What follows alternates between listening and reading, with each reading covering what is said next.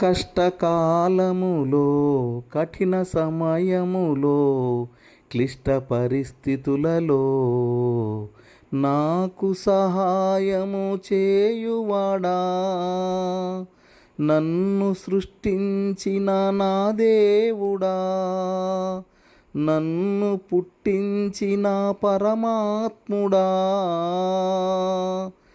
అరణ్యములో ఎండ దెబ్బకు కలవరముతో కుంగిపోయిన సమయములో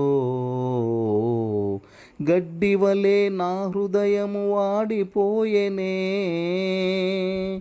నీవు మేఘస్తంభముగా నా యొద్దకు దిగి వచ్చి నా హృదయములో జీవజలాధారలు పుట్టించితివే. జీవనదిల నన్ను ప్రవహింపచేసితివే.